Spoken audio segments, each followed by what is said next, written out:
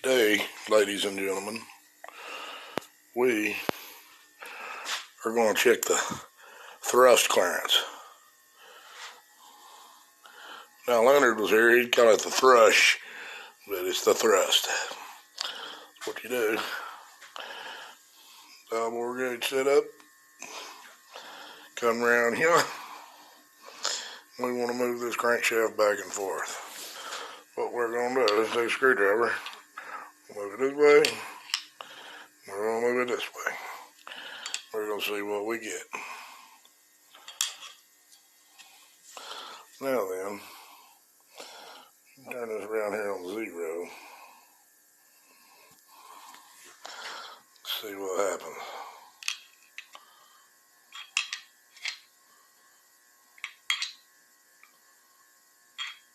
Yeah, we got a little over 1/1000th crankshaft in play, and that's back and forth.